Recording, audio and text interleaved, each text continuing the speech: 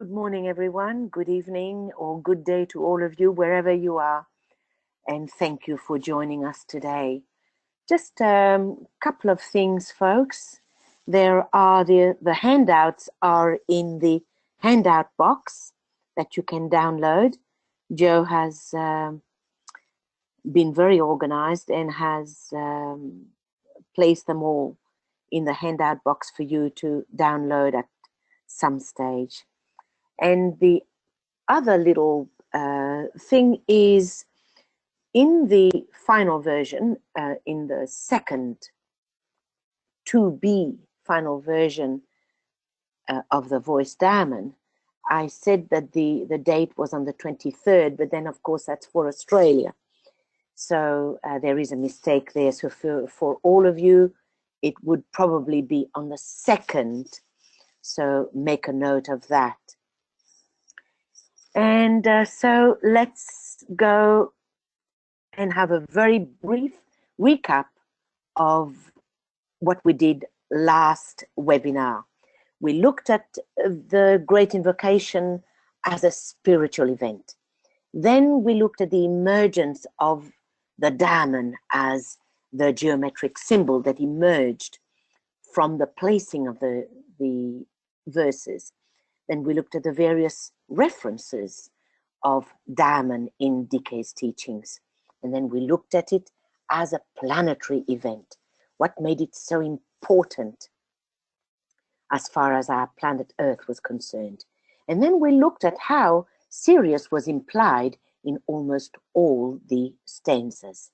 Then, of course, we spent a bit of time on stanza 4, exploring the relation between Sirius and evil, and Sirius, the Great Invocation and initiation, the process of at-one-ment, the expansion of consciousness, and the process of attained freedoms, and how all of that was implied deep in the Great Invocation and their relation with Sirius. And I promised that I would stop for a few minutes before we started this second or the third of this series to ask questions. So let's have a few minutes. If you do have a few questions or comments, go ahead, and then we'll move on to the next one.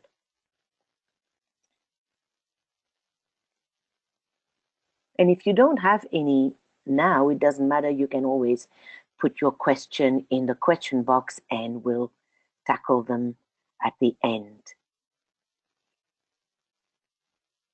if you can't think of any right now.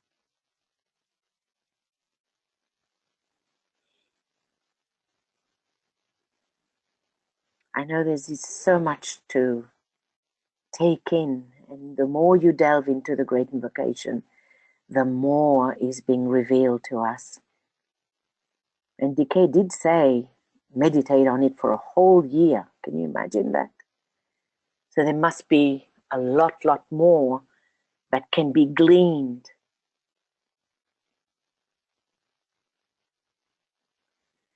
So okay then, any hands. Yeah. So that's okay then. But if you think of any question, by all means, put it in the question box and we'll tackle it.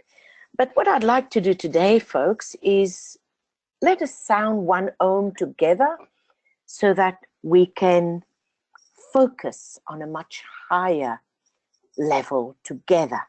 So think of all of us in a group saying sounding the Om together. Let's raise the vibration so that we can be illumined.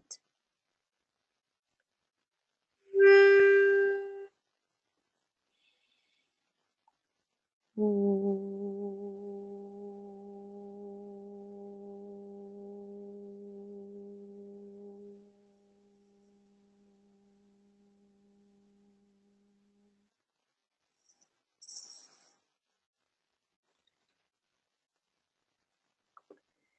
so let us start. So the issues that we will be looking at today is the great invocation as an individual alignment. What happens within the individual when we say the great invocation? And then I promised that we were going to look at the connection between the diamond and the third eye. What forces are being invoked in the great invocation? What is the plan? There is a plan of love and light. And what is its service in the solar system and beyond? Then the theme of redemption underlies the great invocation. And with the theme of redemption comes the law of sacrifice. And the law of sacrifice involves the symbol, another symbol that is very significant, and how that is significant in the great invocation as well. Then linked to that is the fourth path to Sirius. And the last thing that we will be looking at is the real meaning of restore. And DK tells us, look for the underlying idea in this invocation. It is there. So let's see if we can go deeper into the great invocation and see these abstract ideas that are meant to be in the great invocation. So the great invocation, how is it an individual alignment? So we saw last time that the great invocation was an integration of the three aspects of divinity, first, second, and third, linking the minds of men, the heart of God, and the center where the will of God is known. So linking the first stanza, the second stanza, and the third.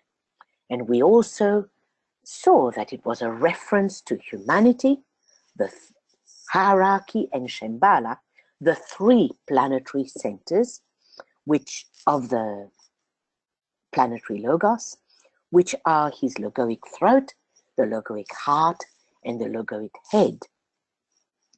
And we also saw that in hierarchy, we had the three heads of the three main ashrams, which is the Mahachohan, the Christ, and the Manu. But in man, it links the intelligence petals, therefore the love petals, and the will petals. Hence the three sheaths, the personality, the soul, and the monad, the three vehicles, I mean. And consequently, linking and integrating the throat chakra, the heart chakra, and the head chakra.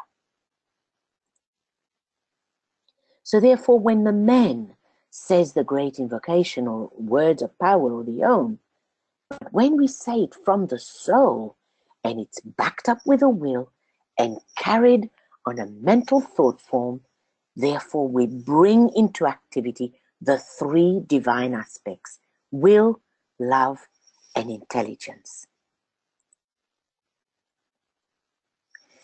But just as the energies that are released by the use of the three phrases which relate Shambhala, hierarchy, and humanity, the saying of the fourth stanza brings into activity the Ajna center. And we see that it's not only within the individual man who says it, but in humanity as a whole, because we are referring to the race of men. And we know that the symbol of the awakened Ajna and of an integrated personality is a four-pointed star.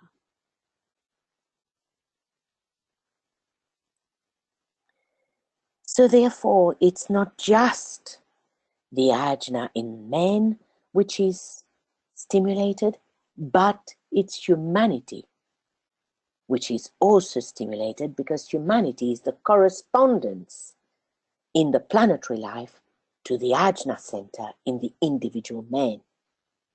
The ajna is the organ of distribution and is the synthesis of love and light as it fuses the creative energies of the throat and the energies of the heart.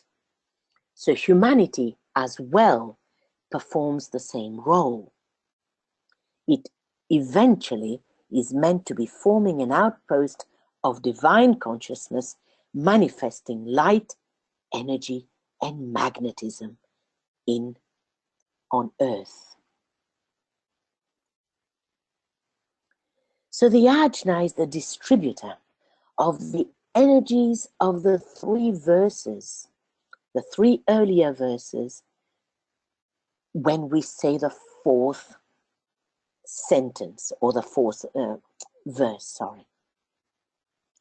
So these are available, these energies are available and are invoked by the man who says it, and then it's focused in his ajna. And there it's distributed to the rest of humanity on earth as humanity's role as the fourth and the middle kingdom is to transmit these blended potencies to the other kingdoms and all forms in the dense body of the planetary logos and in the solar system.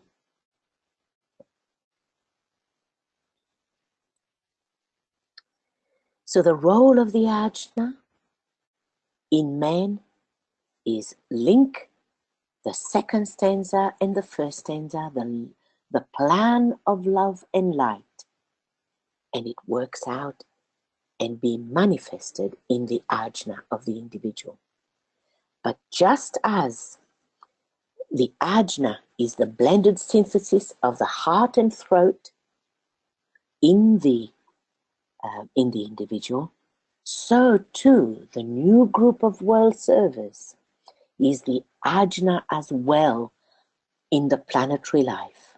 It is the fusion of hierarchy and the minds of men brought together. And therefore the ajna, being receptive to the soul energies, being receptive to hierarchy and Shambhala, transmits and directs them while sealing the door to the personality imperfections.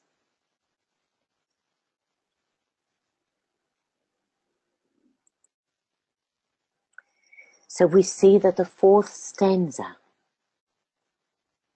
stresses the importance of the fourth human kingdom in the scheme of evolution. As we see here in the tabulation, that the human kingdom is the middle kingdom, just like the ajna is the middle, the synthetic chakra in man, and it is the fourth one above the diaphragm, so too the human kingdom performs the same role. Man, DK tells us, is the macrocosm of the lower microcosm. He is the link which unites the three lower kingdoms and the three higher. So if only we could understand and appreciate our position midway between the three lower kingdoms and the three higher kingdoms, then we will really understand the contribution that humanity makes to the entire scheme of evolution.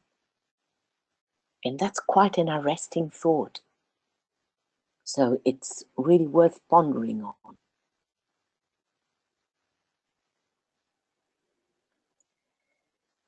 So therefore we have the fourth stanza, the fourth chakra, the fourth human kingdom as synthesis for the energies of the three earlier verses. So therefore this fourth stanza of the great invocation is of paramount importance, not only to the individual, but to the group who says it and to humanity. So there is a numerical relationship between the fourth center, the fourth chakra, the fourth stanza, and the fourth human kingdom. So, in conclusion, saying the fourth stanza makes the individual and the group identify with a basic intent of manifestation of the plan. And so, leading on to this idea, let's therefore look at the connection between the diamond and the third eye.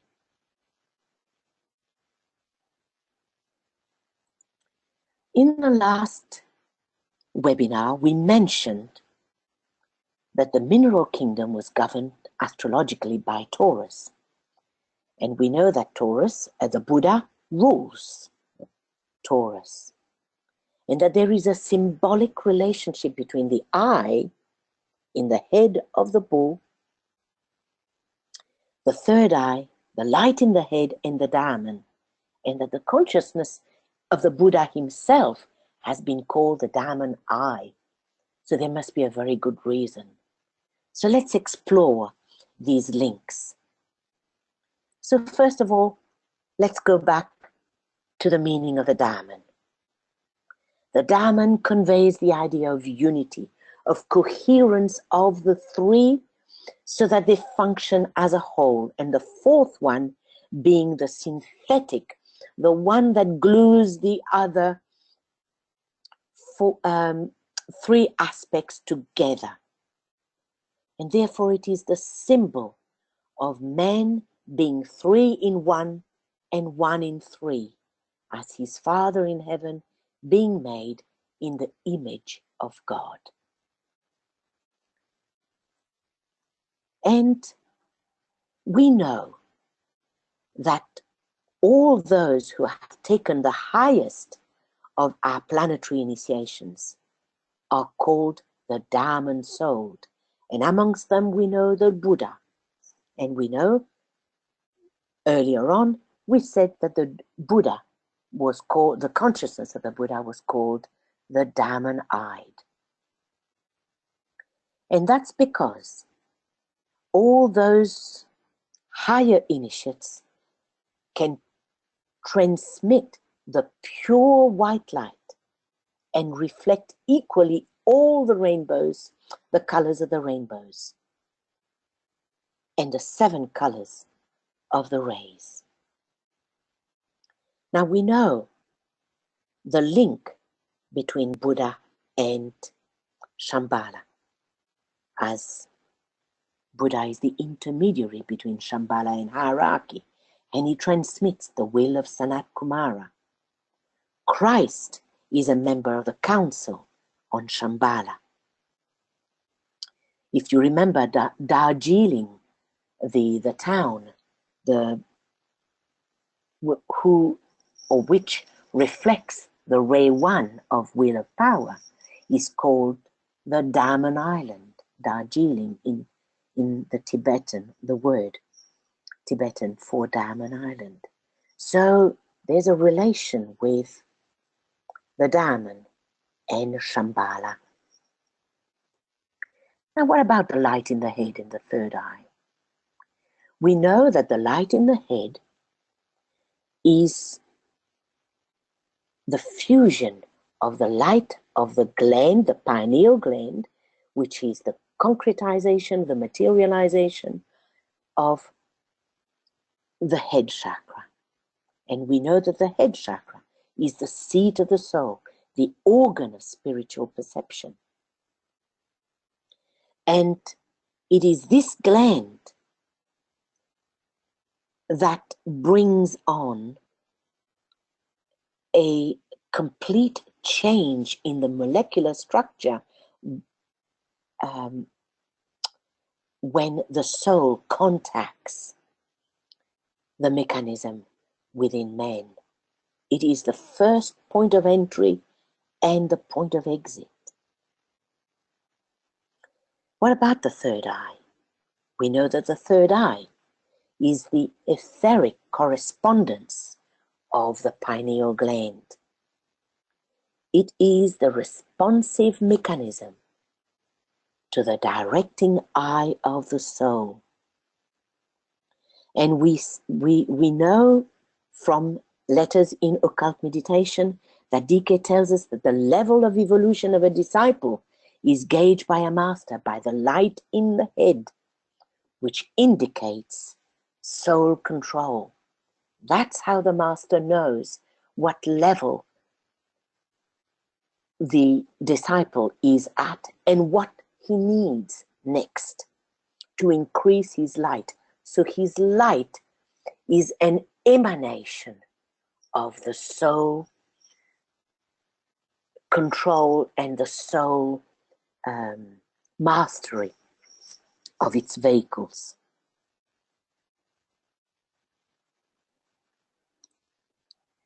Now, when we place the stanza,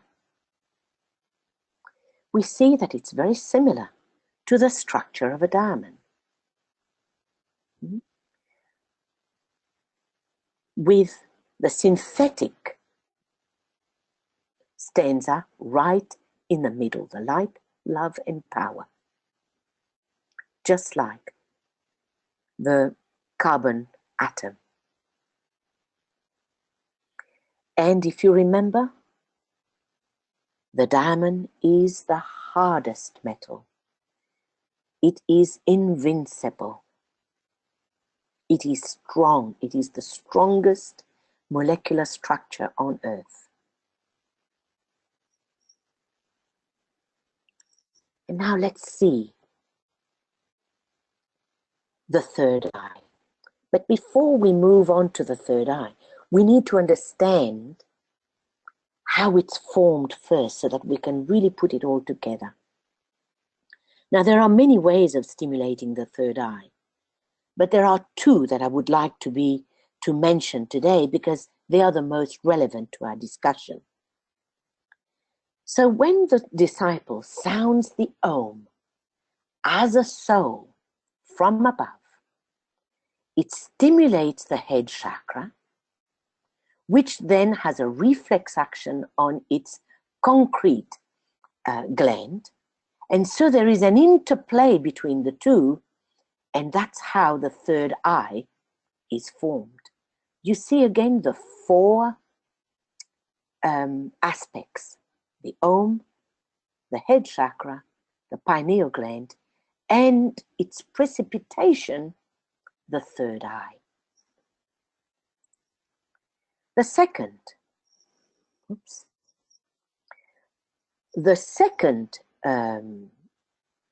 way of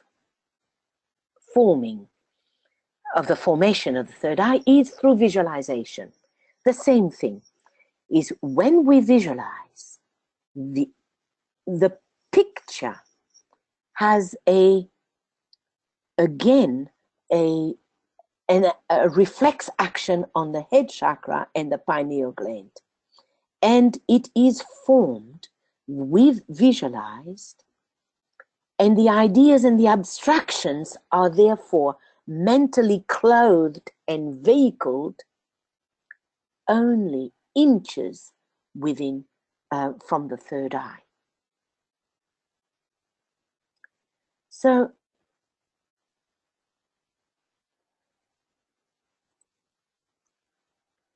therefore, what is the function of the third eye? We see that the third eye is the director of the energy, and it is the instrument of the will or of the soul, of spirit. It is only responsive to the will, but as it's controlled by the soul. The personality has got no control on the third eye. The second function is that it's the revealer of love, of light, which is found in the heart of every form of the divine manifestation.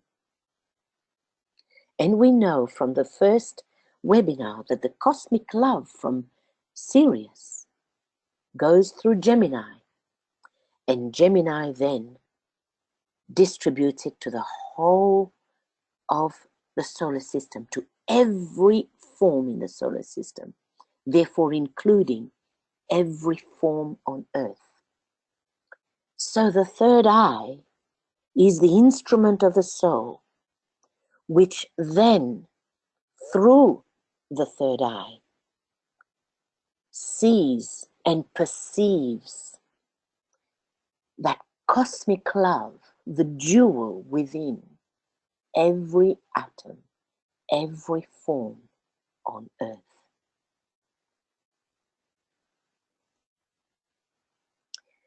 So it is the director of the triple energy. What does the triple energy mean?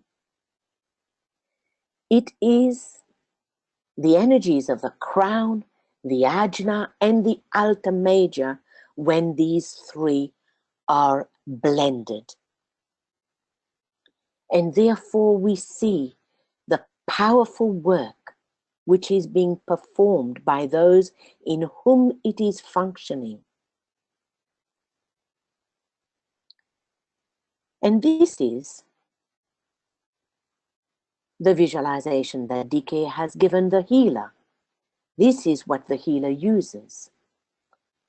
It links the head, the ajna, the alta major, and the pineal gland, the pituitary body, and the carotid gland. And then it gathers it in the triangle of the ajna. Ajna, right eye, left eye. Now there's a reason why the healer has been given these triangles to visualize. How does it work? How does these three aspects manifest a thought form? The fourth point. So as the head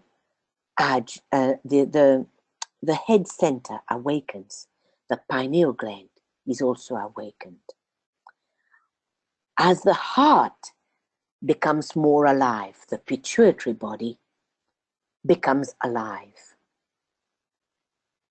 If you remember, the ajna is the fusion of the energies rising from the heart and the fusion of the throat energies as well.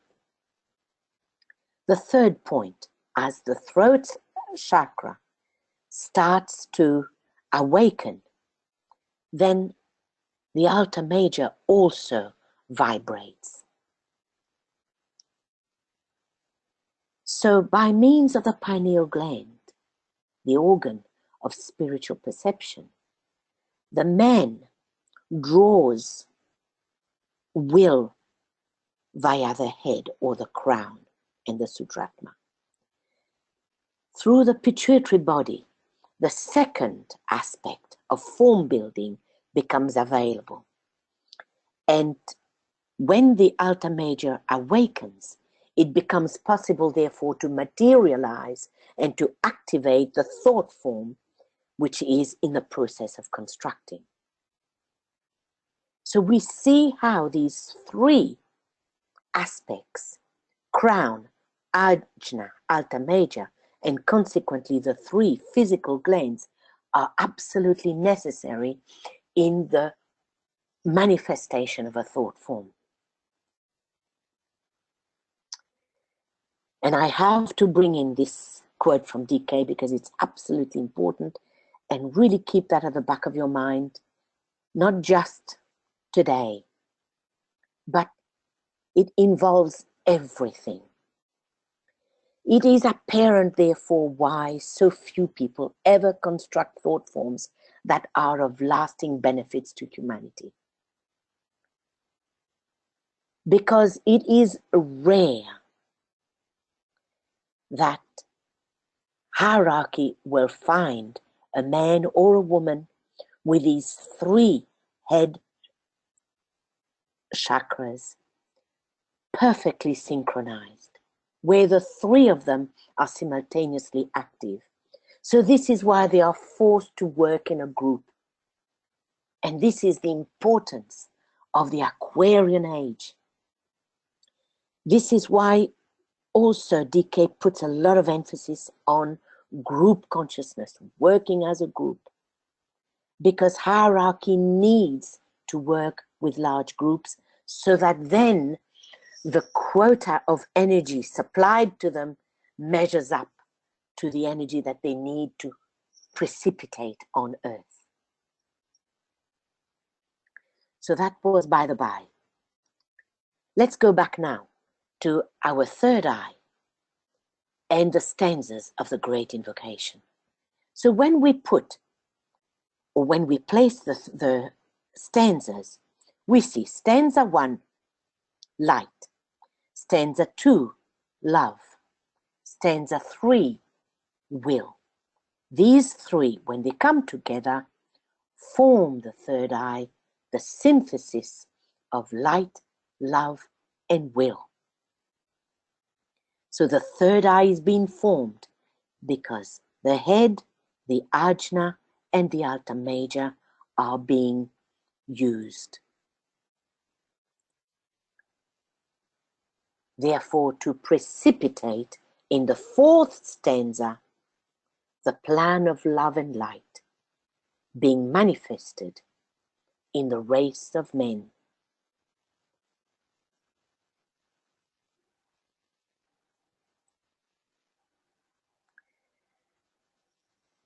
But as we said at the beginning of the slides, it is imperative that the individual or the group thinks as a soul.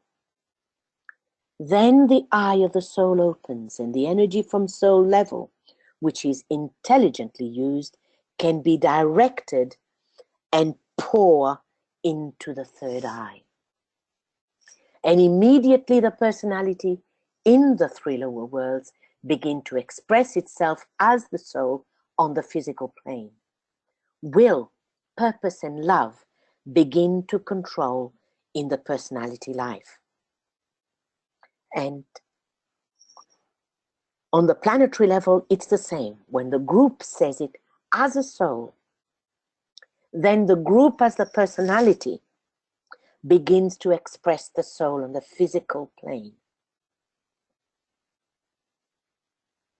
And the will of the soul begins to be transmitted through the group to humanity.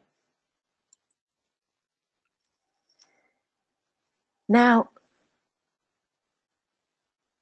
this is an arresting thought too. DK tells us that the attaining of the physical sight and the use of the physical eye marked a crisis in the unfoldment of humanity. If that happened 18 million years ago, during Lemurian times. So the eye of the soul, which brings the revelation of that cosmic love, the spiritual light within every form, therefore revealing the inner world, the world of the kingdom of souls and the divine plan, marks a crisis in the unfoldment of humanity and the individual. And he compares it to the crisis that the physical man, or the primitive animal man, went through when the physical eye started to develop. Now this is an arresting thought, folks. It is really worth thinking about, pondering on.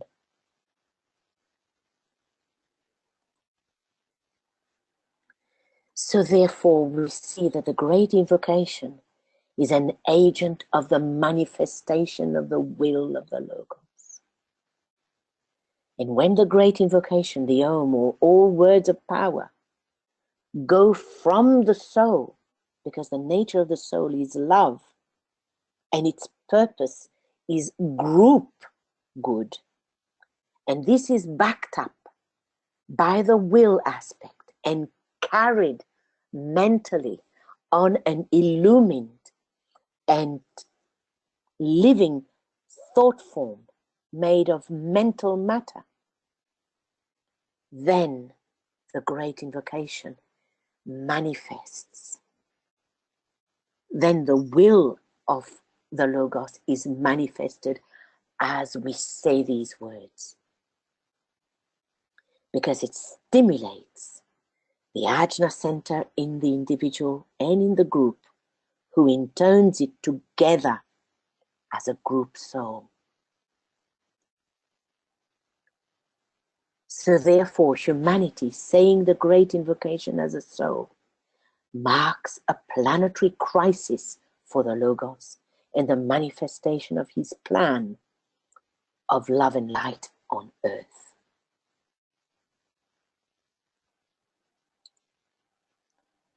Now, which forces are being invoked when we say these stanzas?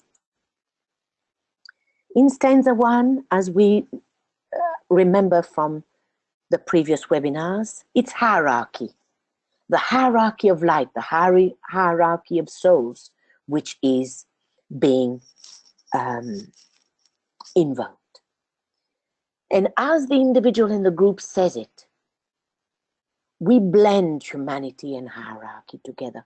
We bring these two in a much closer rapport, therefore fusing these two centers, two logoic planetary centers, hierarchy and humanity. But there's more. When humanity and hierarchy have blended and fused, then hierarchy can use this great invocation to blend with the higher planetary center, Shambhala. And therefore, these three can invoke the forces of light. And the forces of light are embodied presences, and their focused energy serves to provide great reservoirs of light and love, which in the past have not precipitated on the physical plane, or on the mental plane, or in the dense body of the Logos, because the three planetary centers were not in any rapport. Whereas now, when the relation between these three planetary centers are more established, therefore the forces of light can now be invoked. Now, humanity is mature enough to do that, to invoke the forces of light. Then these forces of light express themselves through the hierarchy of light and love. And their major effect is the illumination of the minds of men with love and light. And this precipitates on the mental plane in the dense body of the Logos. And therefore the personality or the form aspect of humanity is pervaded with the forces of light and therefore illumined. Stanza 2, which is the stanza invoking love. It's the spirit of peace which is being invoked here. The blending of hierarchy and the new group of world servers allow hierarchy to invoke the spirit of peace. And this, when it's reinforced by the forces of light, it's even more powerful.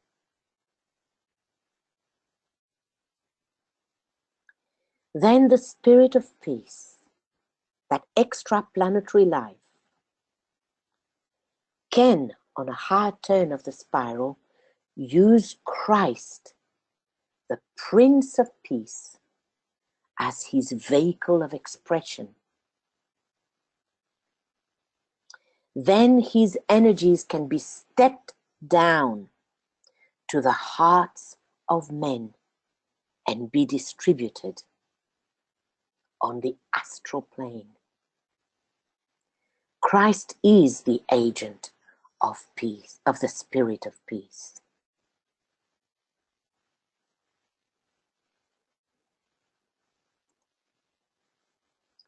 Stanza 3. Now here's an interesting thing. When we count the sentences of the Great Invocation, it's very interesting that out of the 13 sentences, the middle one is from the center where the will of God is known. So,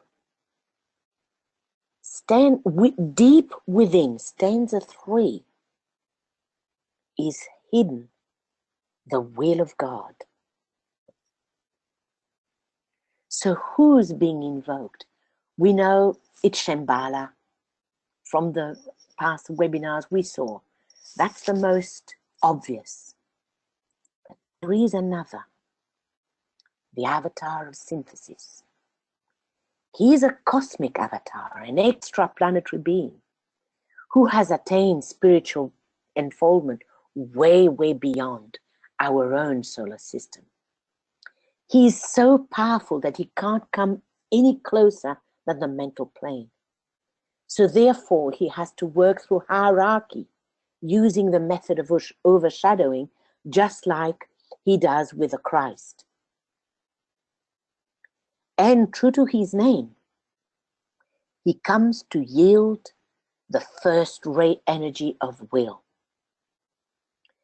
And consequently, he can only be invoked through the demand and the mass intent of humanity, helped by hierarchy. He can only be reached by the focus, intensive thought to evoke his response. So that's the purpose of the new invocation. When on the mental plane, we mean every word of that great invocation. We think of hierarchy, saying it with us. Then his energies are invoked, and therefore he will respond. Since the full moon of June 1945, when Christ announced that he was going to, his decision to come, to return to earth, and he pronounced the great invocation, the avatar of synthesis became closer to Christ. DK tells us that he will fortify Christ. He will keep his eye upon him, his hand beneath him, and his heart in unison with his. He works with the natural law of synthesis, producing at one-ment, unification, fusion. His function is to generate spiritual will, the will to good, the love aspect of the will, together with the energy of the Christ. And he helps and supports the Christ because Sanat Kumara has asked for his help. And so his planned help date from the time of the pronouncing of the great invocation by the Christ, 1945, and by the use of men everywhere. When Christ returns, that's when his energies will be far more potent because then they will be expressed on the physical plane as Christ in hierarchy. Walk the earth one more time. So the help from the avatar of synthesis is an event of supreme and planetary importance.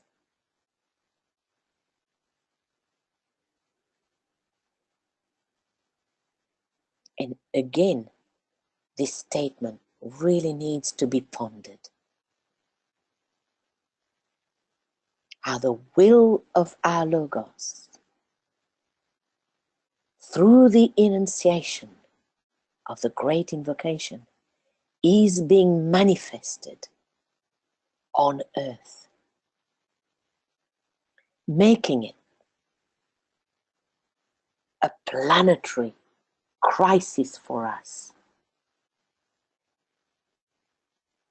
bringing changes to the planetary events. And boy, do we see that, how everything is in turmoil. But really underneath, there is something else emerging. So at the center of this triangle of energy of the Buddha, the spirit of peace, the avatar of synthesis, the Christ now stands.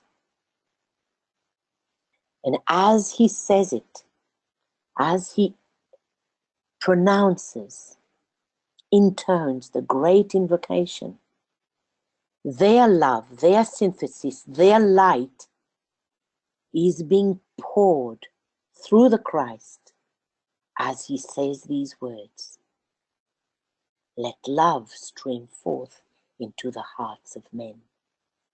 And of course, the last synthetic sentence, let light and love and power restore the plan on earth. So this light and love and power from these three are being anchored in the Prince of Peace, the eldest in the vast family of brothers, the first flower on the human plant. Christ then acts as the ajna here, acts as the third eye, transmitting these energies, distributing it to the rest of humanity. So therefore, these three divine aspects, light, love, and power, circulate freely through these three planetary centers. So a study of this, the fusion of these three planetary centers, will show you how the implication and significance of apparently such simple words, here DK is referring to the great invocation, are far deeper and far more wide-reaching in effect than we can possibly imagine.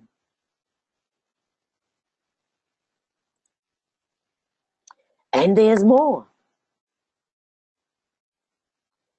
When the great invocation can be rightly used, and therefore these three planetary centers consciously related and brought into closer rapport, then certain extraplanetary energies can be called in by Shambhala.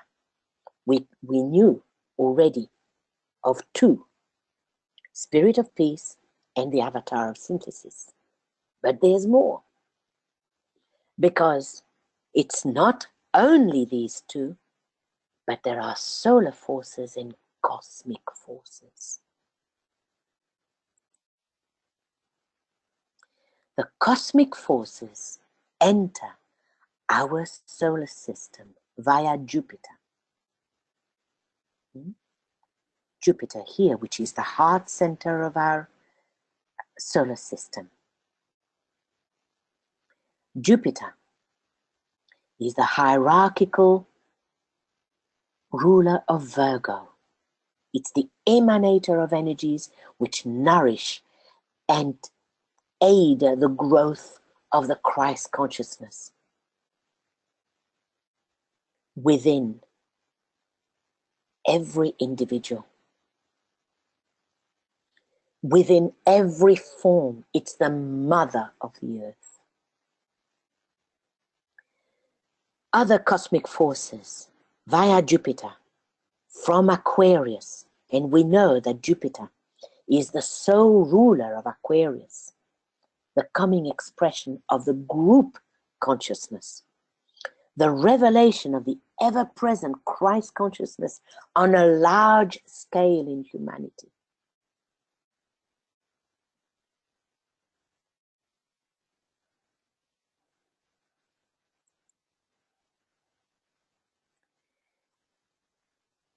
Third line of the stanza 3. Who are the masters who are being invoked? The masters who know and serve the purpose. Who are they? They are the three representatives of Shambhala within hierarchy. The Manu, representing Shambhala, the Christ, representing hierarchy, and Master A, representing humanity. They respond to the energies of the divine contemplatives, the Niyamanakayas, that intermediate group between hierarchy and Shambhala. They contemplate the purpose. They meditate on the purpose. They hold that purpose steady. And these three representatives of Shambhala respond to the energies of the divine contemplatives.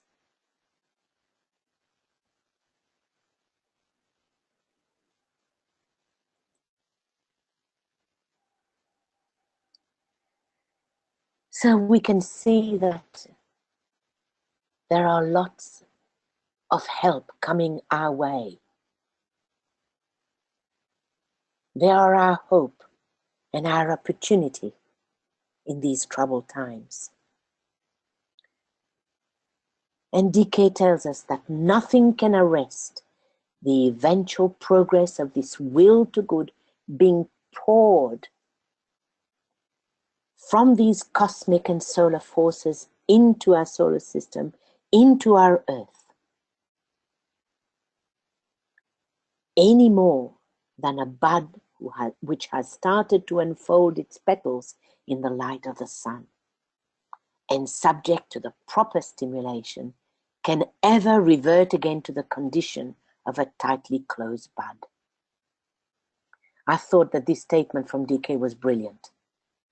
It really gives us a lot of hope, to me anyway. And now let's look at stanza 4, humanity and the plan of love and light. The basic plan of love, we know it's the cry for light and to flow in the dark places. It's also the cry for more love in the world by humanity. But there are deeper implications. At this time, we are passing through a period of unprecedented opportunity and crisis. So therefore, the attention of hierarchy is consequently focused upon humanity in a very one-pointed manner, as they are attempting to capitalize on this unprecedented opportunity through which humanity is going through. But the goals that we're going to see just in a minute have got a much wider scope. It doesn't just involve humanity as a whole, but its contribution to the entire evolutionary scheme. Now, DK warns us that what he's about to say is not easy. It's very hard, even for the most advanced disciple, to see the purpose of some of these factors. But it's well worth considering, even though we may not fully appreciate his statements. So let's see what they are. First of all, we notice that there are 4 major goals. 4th human kingdom.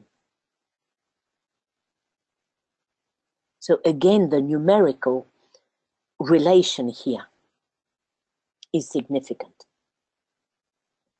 So the first major goal that the workers with a plan, the hierarchy and Shambhala,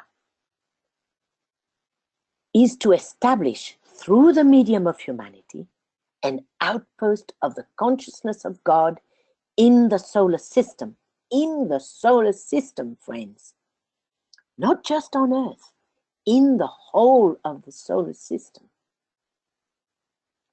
2, to found upon Earth a powerhouse of such potency and of such energy that humanity as a whole can be a factor in the solar system, bringing about changes and events of a unique nature in the planetary life, not only on Earth, but in the lives of other planets. 3, to develop a station of light, again through the medium of humanity, which will serve not only the planet, not only our solar system, but the 7 solar systems, of which ours is one. And the 4th goal is to set up a magnetic center in the universe in which the human kingdom and the human of souls, blended and united and at one, will be a point of most intense power and which will serve the developed lives within the radius of the radiance of the one about whom naught may be said, the cosmic deity.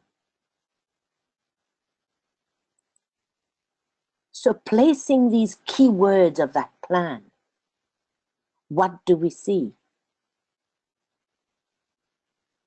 4 points of the cross and 4 points of our diamond. At the top, establishing an outpost of the consciousness of God. Its polar opposite on Earth, a powerhouse on Earth. Then on the vertical,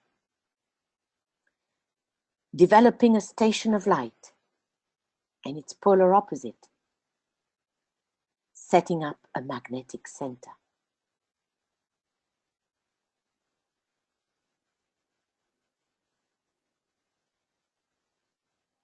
Powerful, isn't it? Now, what the implications are, folks, I don't know. But it's worth thinking about. That what Sanat Kumara is trying to establish is on Earth is something big, is something tremendous. It's something mad. What's the word that I was looking for? Not magnificent, even though it is magnificent. Majestic. Absolutely grand. Big plans for the whole of the system. So it involves not only our planet, but the whole scheme of the Earth. then to the whole of the system, the whole of the solar system, and even further beyond the 7 solar systems, which is the body of the cosmic deity. That's mind-blowing. Now, this is something to think about. Our planetary logos, its main contribution to our Earth, main contribution of our Earth to the general solar plan is the vegetable kingdom. Right? Now, why does DK consider that the vegetable kingdom is our unique contribution of our logos to the whole system? Because the vegetable kingdom is the only one in which, here we go again, the 3 rays are blending, fusing, and integrated. And they are also on the major lines of 2, 4, 6 of love.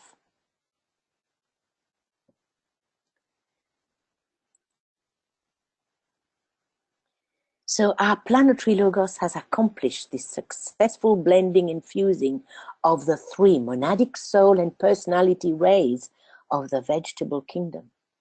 Now, is he on the higher turn of the spiral? Is he attempting to achieve the same success of fusing the 3 aspects of divinity in the human kingdom?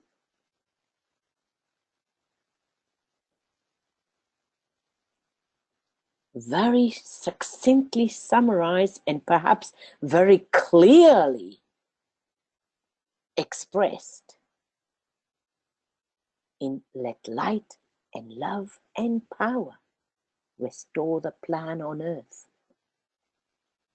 Is that what he is doing?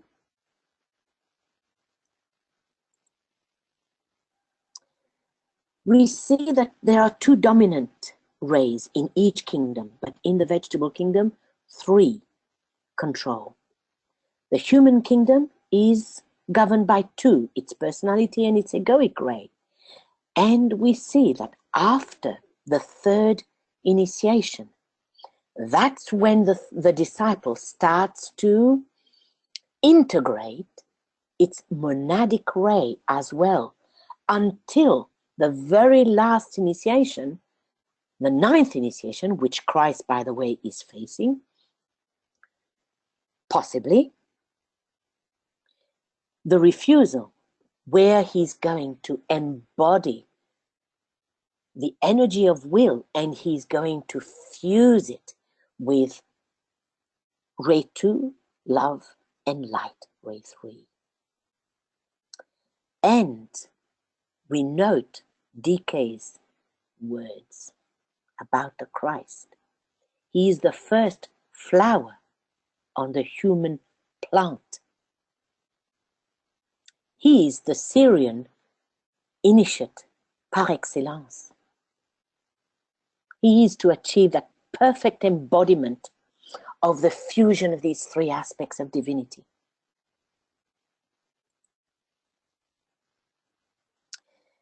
DK tells us that the uniqueness connected with the great invocation is, in fact, it is a great method of integration, as it integrates the Father, the Christ, and humanity in one great relationship. And we know that the great invocation is the logoic instrument of love for the fusion of these 3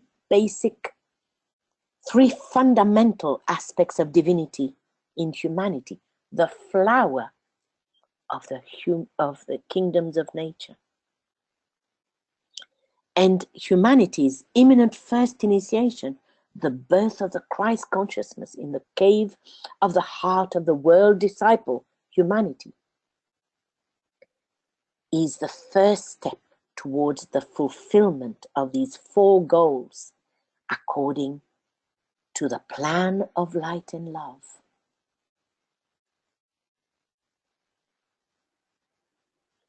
So just as Earth is regarded as the turning point or the battleground between spirit and matter, so from that point of view, it's very important in the solar system, even though it's a very unimportant little planet. But because it holds the same place as our solar system holds in the cosmic scheme, therefore it makes planet Earth very, very important.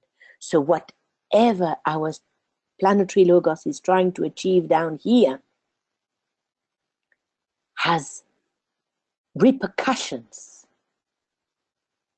in the whole of the solar system. So is it any wonder that those advanced beings from Sirius watch over the destinies of our solar system, but pay particular attention to our relatively little and apparently unimportant little planet? And that's because our Earth is unique in its purpose and its techniques. And as I was saying earlier on, in spite of everything that we see, that we hear, it's absolutely unique as a great redemptive experiment is going forward.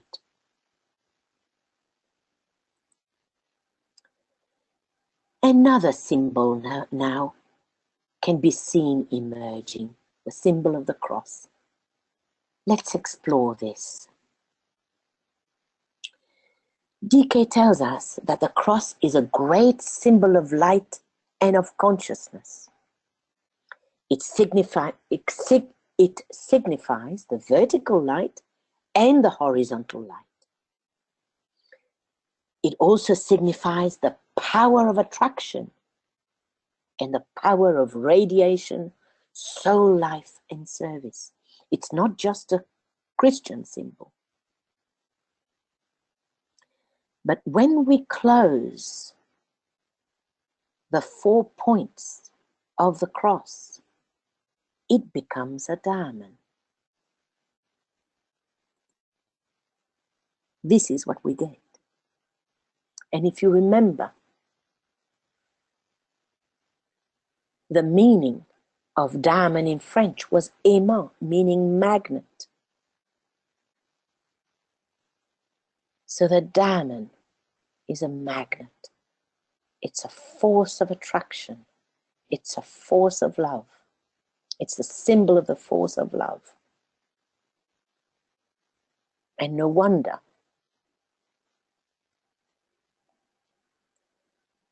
that the engagement ring of a woman is a diamond.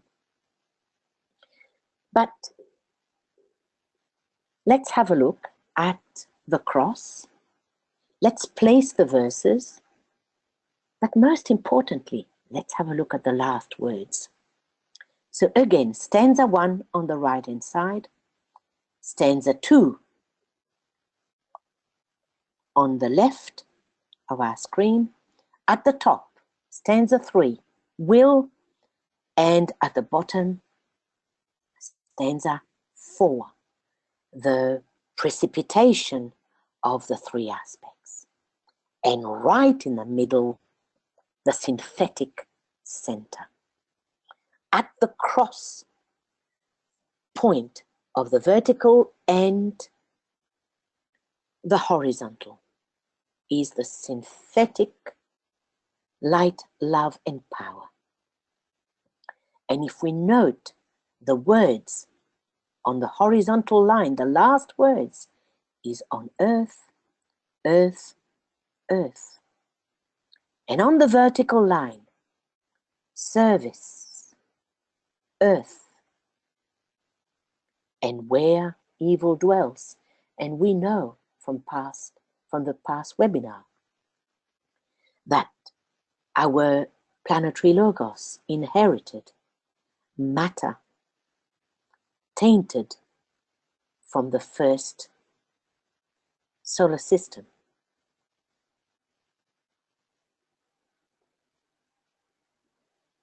So service rendered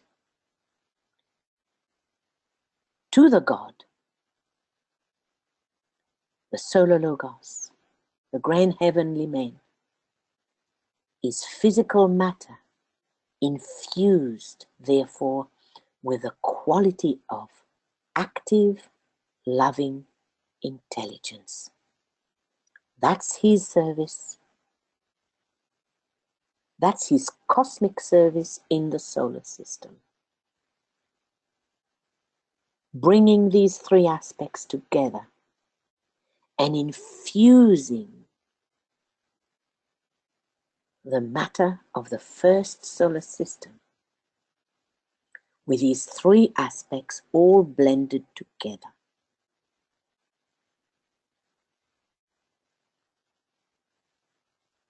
And if you remember how he's doing that,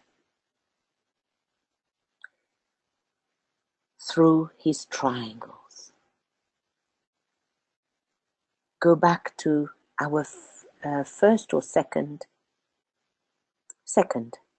webinar where we talked about the transmutation of the squares into triangles.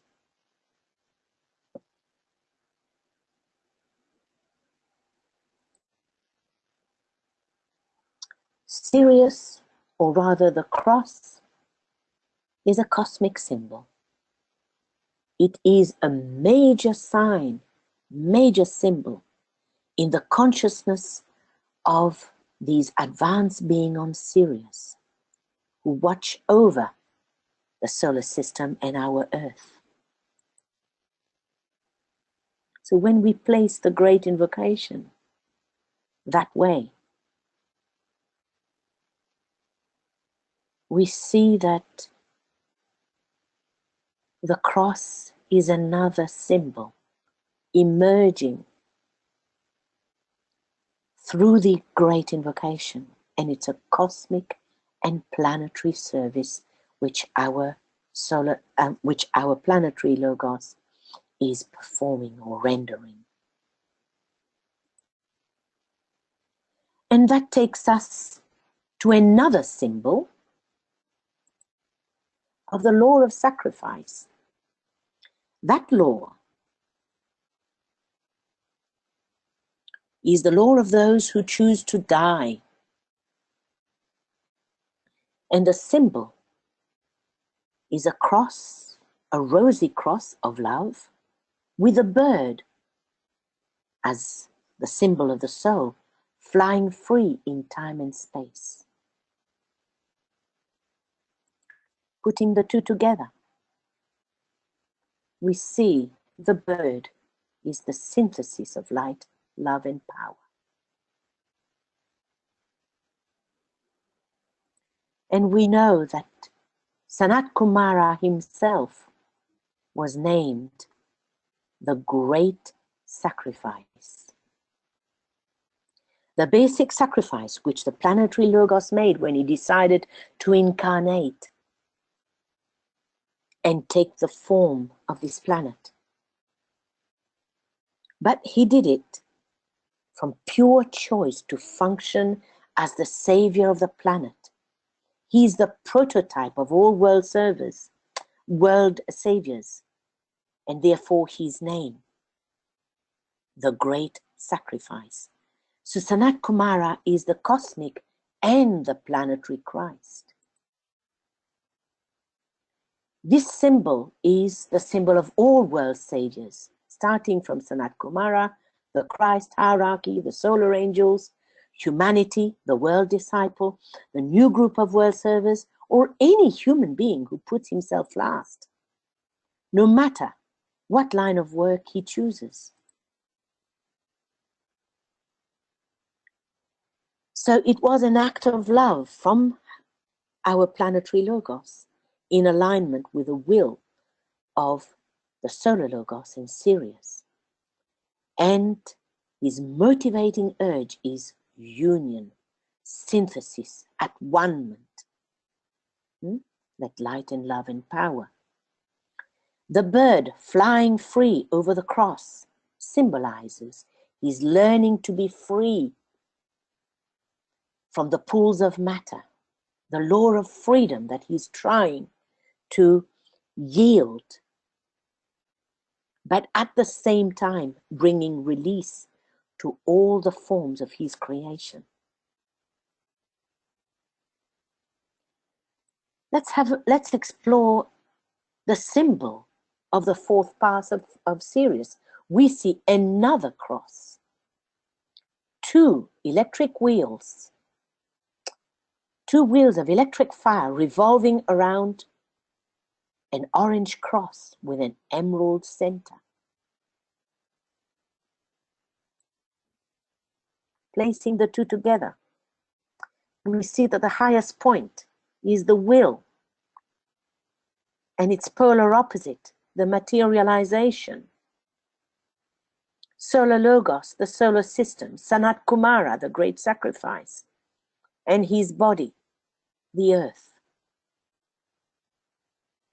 So all these deities, solar deities, cosmic deities, our own planetary deity, all crucified on the cross of matter. The great sacrifice of love, offered to all these lives in the kingdoms of nature and all their created worlds so that they could progress.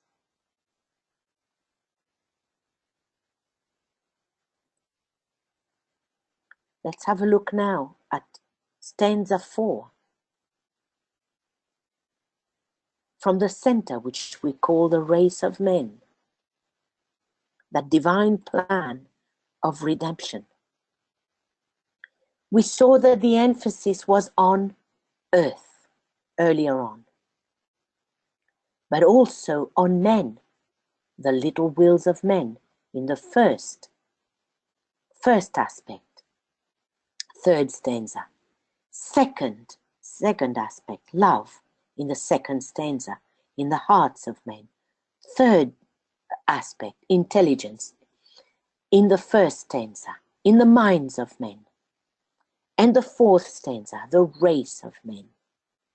Always the emphasis placed on the manifestation, on earth, on humanity. So sacrifice, therefore, is the taking over, but it has a mysterious relation to the law of karma. And that theme of redemption that we've explored earlier on, which underlies all the initiatory processes, is hidden in the karmic responsibilities of Sanat Kumara. And it's through initiation. If you remember, last webinar we talked about Sirius, the great invocation and initiation. It's through that process of initiation, the freedom, the attained freedom, that law of freedom that we are trying to master as well. Then we come through a better understanding of redemption. What our planetary logos is trying to do down here. And his agents are ourselves, the solar angel. Note the fourth creative hierarchy, the lords of sacrifice, who are the sons of mind, the sons of God,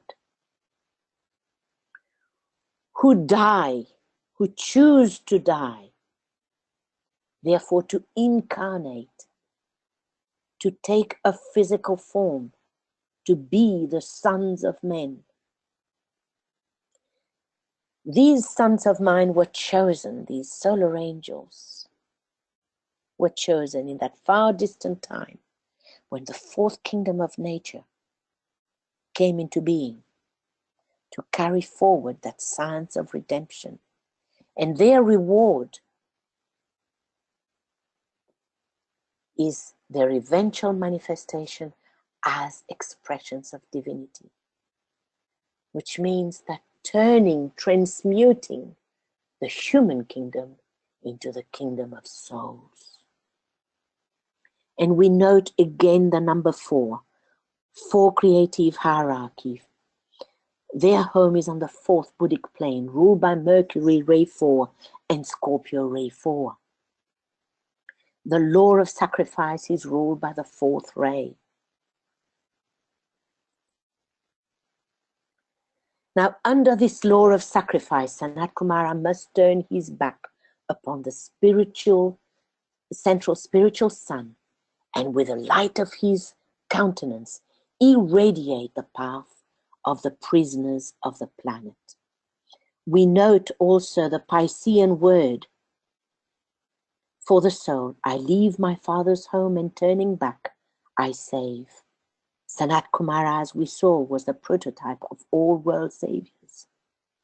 And the sign of the world saviors is ruled by Jupiter, ray 2 of love. He's the ruler of the 2nd monadic plane of our monads.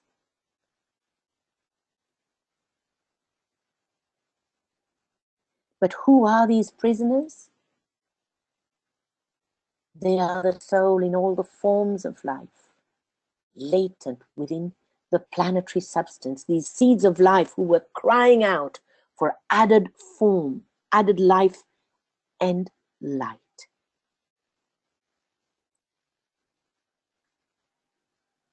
And let's have a look at their relationship of all these symbols now with the Antikarana.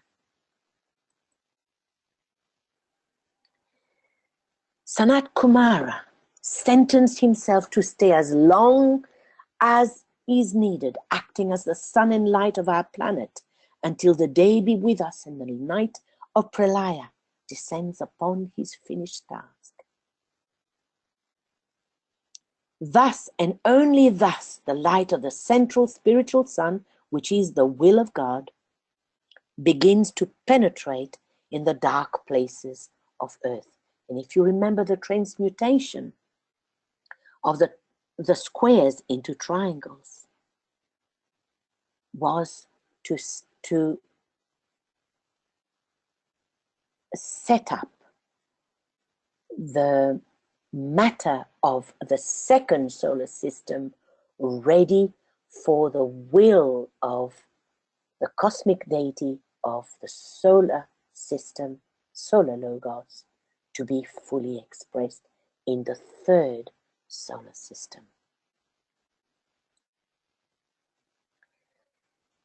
We see that the whole subject of Antikarana, of the relation between Earth and Sirius, DK tells us it's reflected in minor relations on Earth, as those between the spiritual triad and the personality, the mental unit, and the manasic permanent atom, highlighting the significant connection between Sirius and our logos.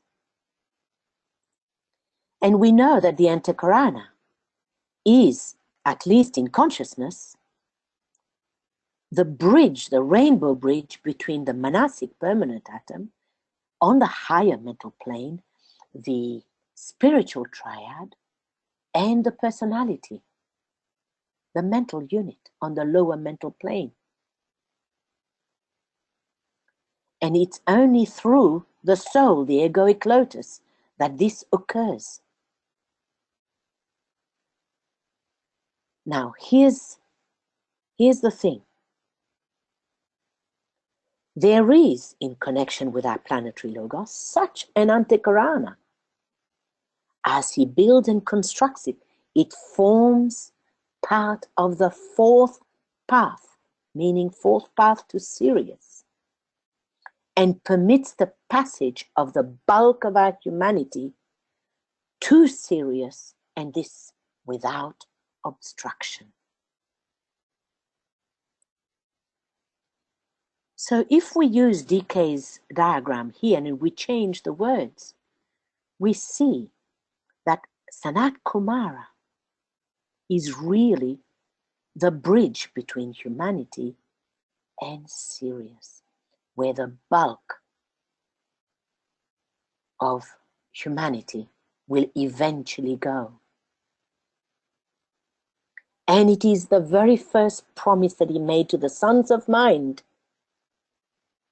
when they came down on earth, and that it's going to be a sudden blazing forth of the individual glory, and it's merging at initiation with the glory of the whole, meaning it will be blended back, blended with the whole. Yes, they are being separated now, but the promise is that they will go back home. They will be reunited with the whole. And it's this promise which holds Sanat Kumara standing steadfastly by all these agents of the redemptive process, the solar angels, which is ourselves, until the last weary pilgrim has found his way home. So therefore can we say that Sanat Kumara is staying put and is acting as the rainbow bridge which forms a pathway of power leading humanity to Sirius until the last weary pilgrim has found his way home. And this takes us to the last line, restore the plan on earth. Now, if we go and see the dictionary, the meaning of restore is to give back, to repair, to build again. But the origin of restore is from a root word, sta, meaning to stand, to make firm.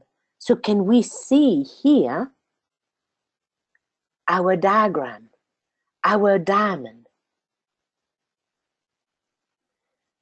being the hardest metal on earth? Not metal, what is it called? The gem on earth, mineral on earth. So through that etymology, or through the meaning, it's implying that something's gone wrong. Because you don't give back if you haven't taken it in the first place. You don't repair what's something which is obviously being broken.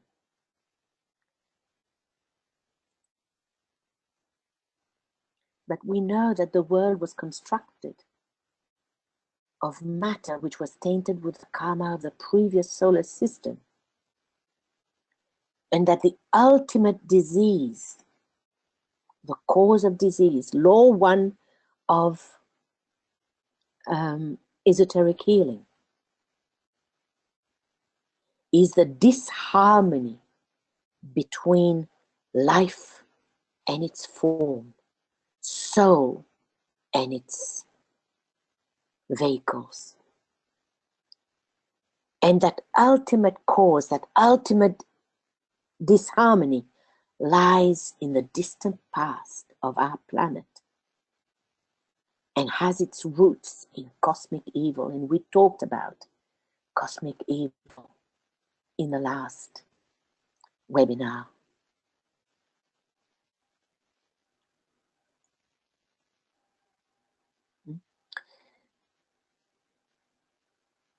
So, yeah, I've just mentioned that. I'm sorry, I was ahead of myself here. So the law one of esoteric healing is to release the soul life. To release the soul from its prison of matter. And disease is where there is a blockage, where there is a lack of harmony between life and the form.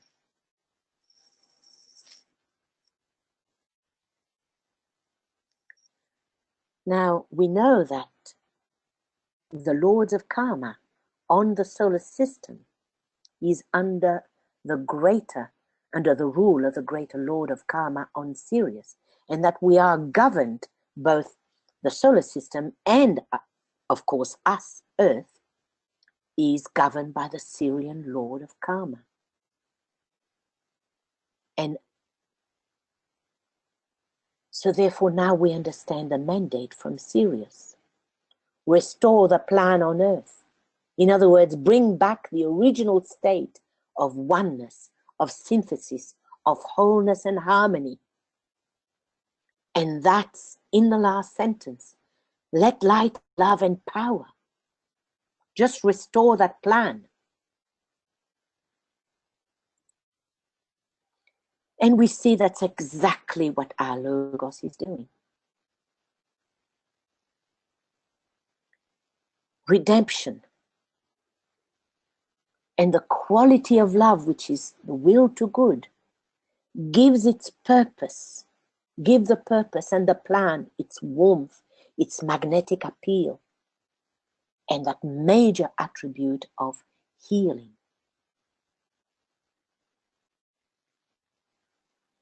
The second, it's not far now, guys, only a few more slides. I know I'm just on time now, so if you would bear with me. The second meaning, in the law, in the 10th law of esoteric healing, we see that there is the emphasis on death, restitution. Oops, I think, no, that's okay. So restitution, the meaning of restitution is the restoration of something to its original state. And again, we can see that both restore and restitution come from the root word sta, meaning to stand, to make firm. And we saw earlier on that Sanat Kumara is persistent and will not leave his post. He's standing firm until the job is done, until the last weary pilgrim has found his way home.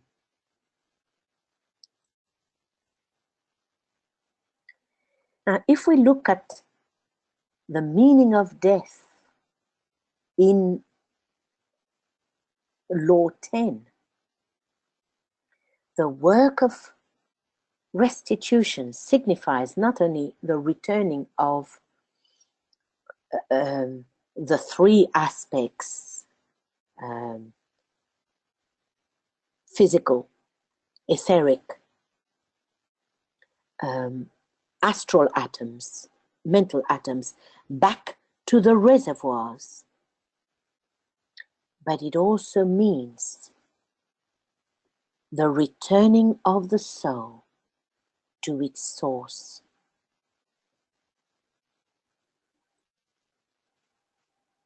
Death is a work of restitution.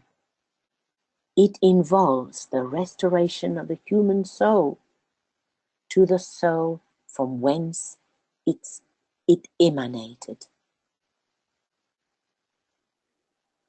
And as we know, the real meaning of death for the soul is the taking of a form, the immersion of life in the form. We just saw the law of sacrifice. It was the law of those who chose to die, to take a series of bodies. So, for the soul, death and the taking of a form are synonymous. But as we know, there is no death. It is only an entrance in fuller life. It is the freedom from the handicaps of the fleshy vehicle. Now, the planetary logos does it. It takes a physical form as a planet. The solar logos does the same thing, manifests through a solar system. And these under the law of sacrifice. And as we saw, under the law of sacrifice, it's for a particular objective. The soul does exactly the same thing because we are made in the image of God. So therefore, can we say that Sanat Kumara, the great sacrifice, the good, as he is referred to in Law 9 of esoteric healing, true to the origins of the word, restitution and restore, sta, making firm, standing firm at his post until the last weary pilgrim has found his way home, pays off his karma, restoring the human soul to the soul from whence it emanated.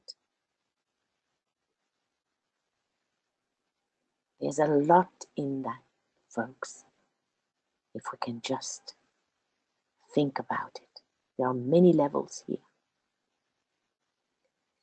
And he does so with joy.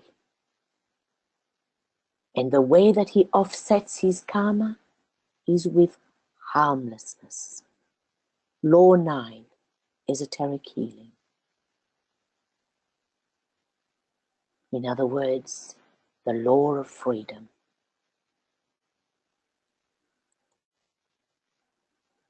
So the closing remarks from DK is, may light and love and power shine upon your ways, and may you in due time and with as little delay as possible stand before the initiator, either the Christ or Sanat Kumara, and join the ranks of those who actively and consciously,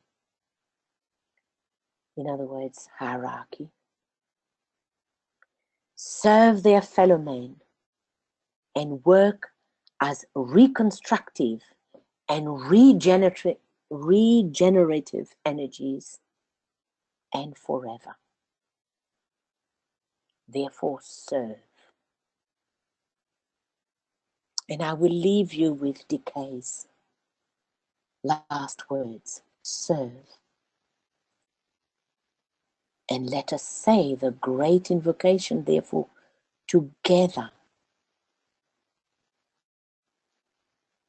with intensity of feeling, with ardent purpose, in unison with Master DK and hierarchy. Let us sound the great invocation together, with sounding a blue Om between each verse. And we will sound it on the note G, the note of love. Okay.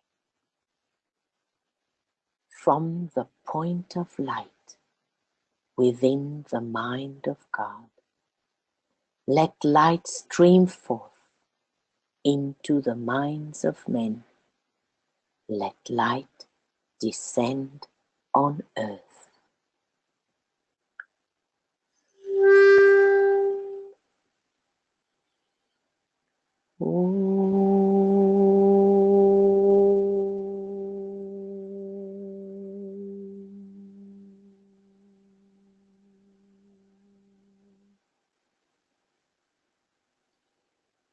From the point of love within the heart of God, let love stream forth into the hearts of men.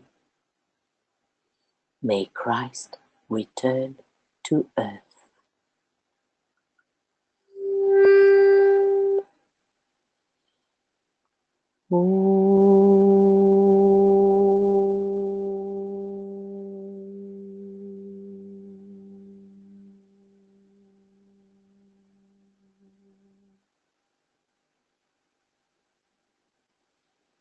From the center where the will of God is known, let purpose guide the little wills of men, the purpose which the masters know and serve.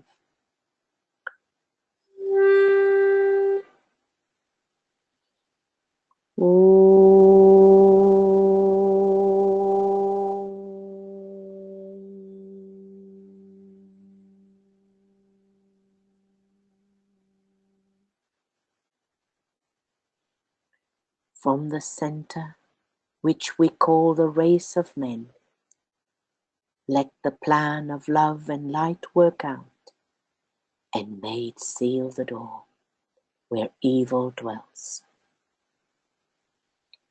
Let light and love and power restore the plan on earth.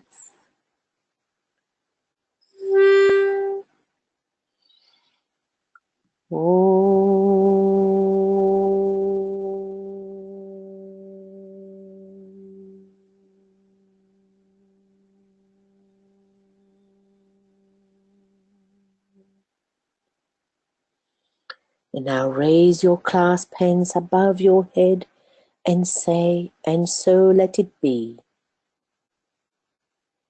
And help us do our part. And now bring them down to your ajna and rest your hands on your heart.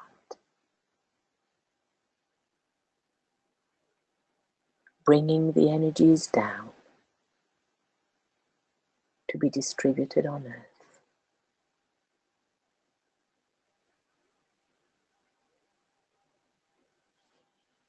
Thank you, folks, and I'm sorry I went over time. I really apologize. And next, in the last webinar, we will be looking at the potency.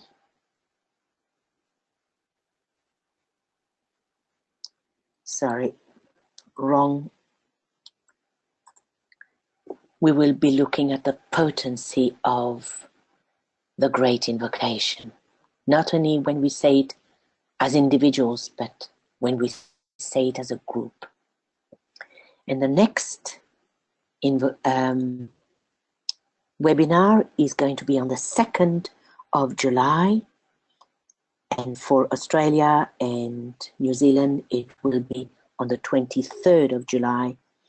And I apologized for the mix-up on your PDF version.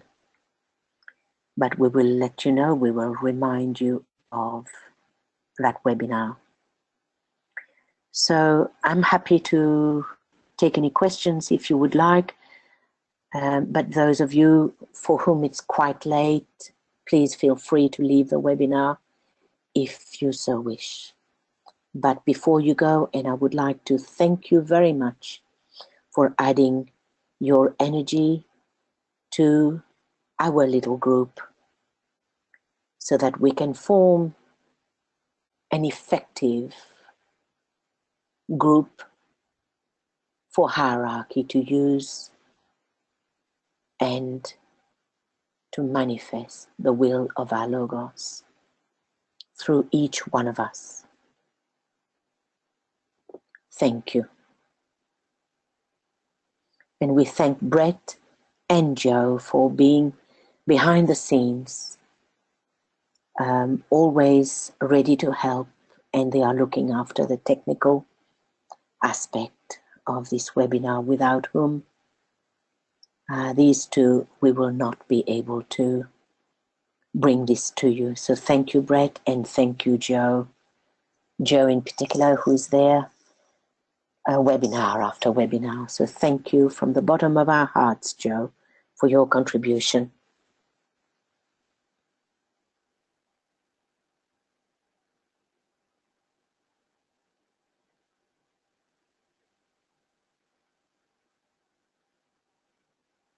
Joe, have I lost you? Oh, good God. No, you haven't lost me. Oh, thank God. The We have gratitude expressed, and I did correct the PDF so people do have the correct date. So we will see everyone July 26th.